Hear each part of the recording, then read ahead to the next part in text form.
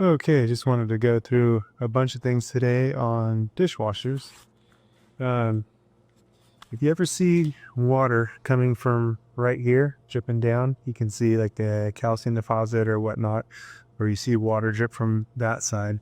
Usually what it is a stuck float switch.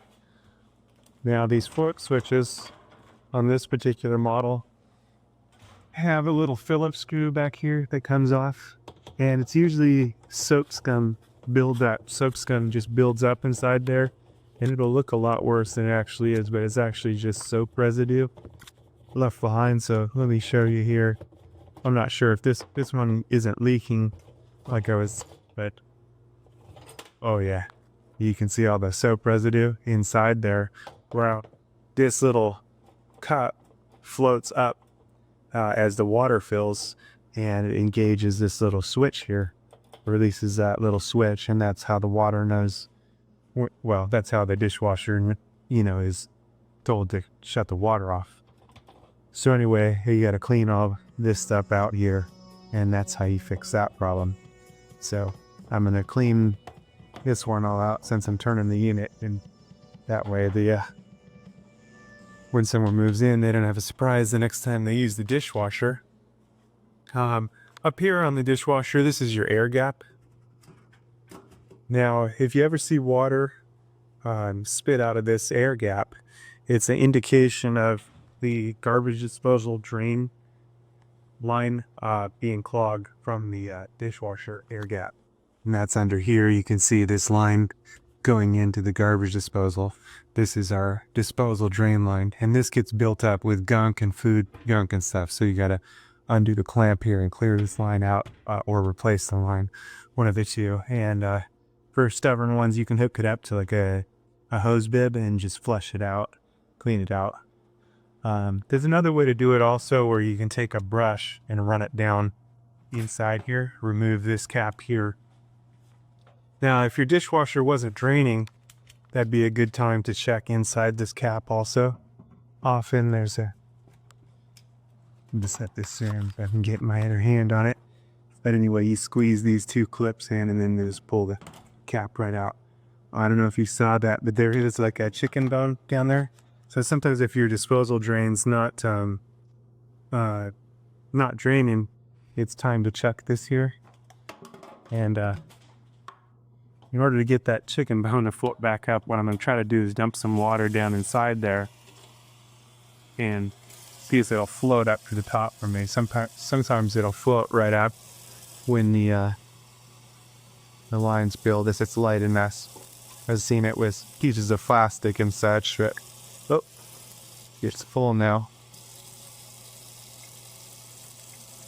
But no, it's not going to float up there for me. But it is like a plastic toothpick or something like that. Sometimes you can get it to float at. So what I'll have to do is just run this in a drain line for just a second, and it's going to shoot water up and all, but got to shoot that out of there. So sometimes the spring for this gets broken off. Often they come off, and you can separate the two halves of the door and reset the spring. It's a little tricky, but you just got to get a place to find to reset the spring latch to. Sometimes it takes a little bit of an adjustment to get it. Let's see. This one's working okay, and well, it's not very strong. So this one looks like possibly the spring has come off, because it should only open automatically when it gets to the right point to open.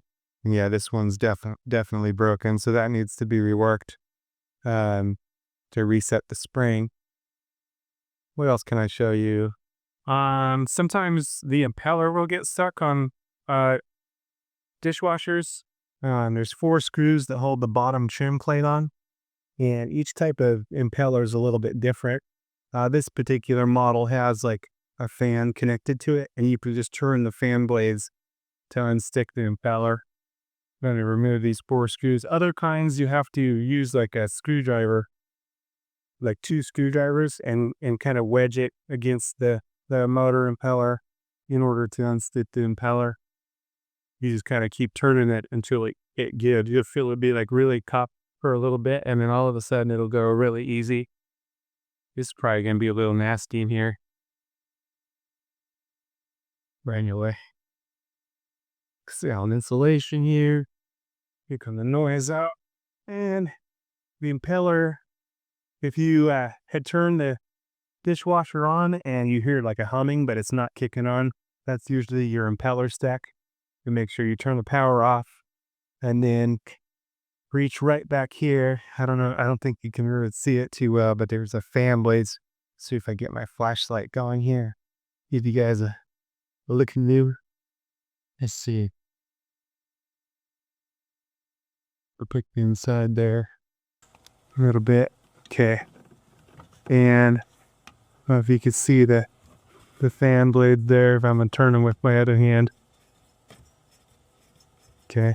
Anyway, sometimes if they were like really tough to turn at first, and then it'll just give and then it spins freely. It should spin nice and freely, and that's how you can unstick those if it was stuck. Other kinds, you'll see the impeller shaft right here, and you'll be able to turn it. But anyway, that's a little bit about dishwashers there. Some of the most common things you'll come across maintenance-wise.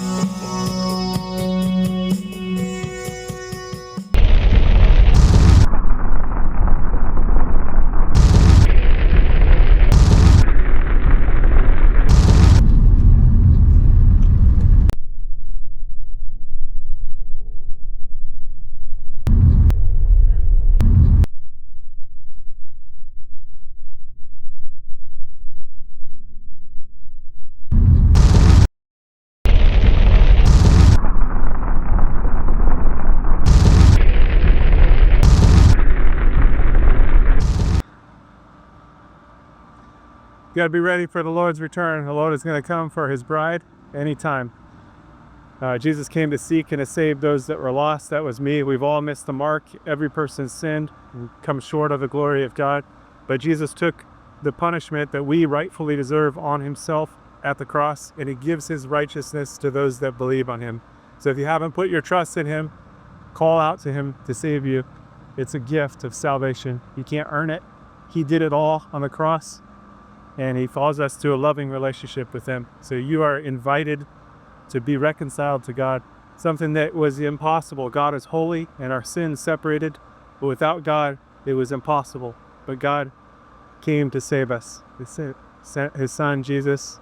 Again, he took all of our sin on the cross and gave himself so that we could be justified in him. So call out to him, get into the Bible, into the Word, and start to grow so that you're protected from deception. There's strong delusions out there, strong deception. And Jesus is the way, the truth, and the life. Is the only way to the Father. He's the only way to God. So don't get tripped up or tricked, and don't miss out on what is yours through Jesus. Call out to him today. Don't wait. Time is short. He's going to return for his people. And if you missed it, then you find yourself in the tribulation, call out to Jesus to save you. You likely die for your faith, but still, you have eternal life. The tribulation only lasts 7 years. So if you find yourself in part of it, it's not going to be long before everything's finished anyway. 7 years is not a long time, although in the tribulation it's going to seem like a long time. But be faithful unto death. That means trusting in Jesus all the way. There's probably not going to be a lot of food, and it's going to be a difficult situation, but you can still have eternal life through Jesus, because again, he took all of our sin on himself at the cross. So put your trust in him today so you don't miss out, and so that you have the covering. He is the Lamb of God that takes away the sin of the world. All right, stay safe out there. God bless. God bless you.